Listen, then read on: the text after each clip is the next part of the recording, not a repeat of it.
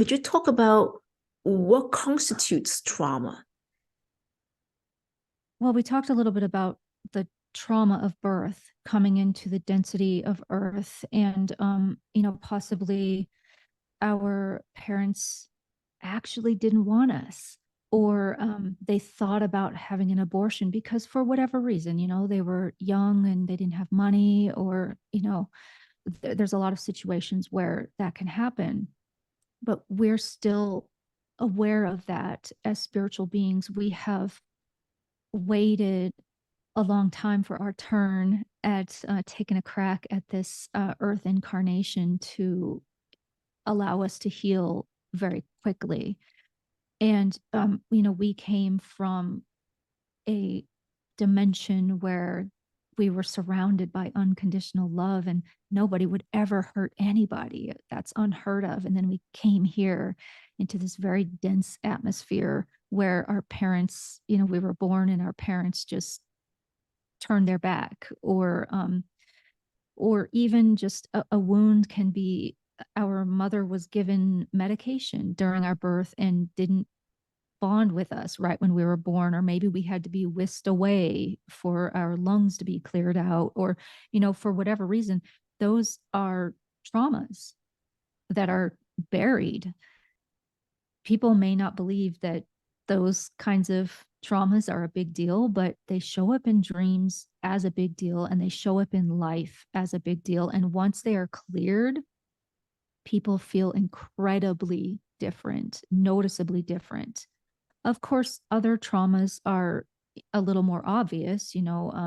We could have experienced bullying as young children, or maybe our older siblings were mean to us, or we could have a mother who wasn't emotionally available. That kind of thing shows up all the time. I mean, I don't even think that I've ever looked at anybody's dreams where it didn't show that their mother was emotionally unavailable in some way, because that's a big deal, especially to little children who are expecting their mother to just love them unconditionally, whether or not they're screaming their head off or they have a dirty diaper. Mom is supposed to love us unconditionally. She's not supposed to leave us screaming in a crib in the next door because she's got depression or something like that.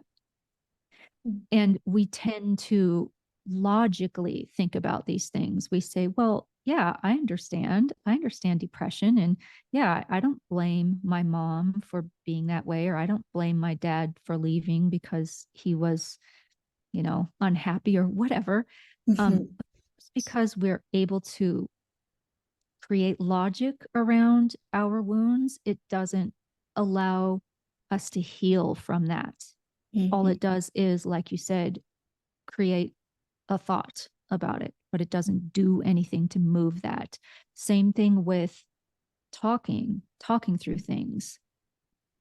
It does a lot to build awareness, to build strategies. And yes, many people need medication, and but there's another piece to it that's missing, and that's the, hey, what's the timeline on the actual healing part of this that's supposed to take place? When do I become happy? So all of these traumas that build up can feel like uh, you know death by a thousand cuts. Mhm. Certainly that's how it felt to me, and even that metaphor came up in my dreams before, about just me being sliced and cut up by various people. And so these are the kinds of traumas, whether they're little or really, really big. They hurt us. They cause us to block ourselves. They cause us to push down um, feelings of joy. They cause us to not experience life as life actually has to offer us, beautiful experiences. Mhm.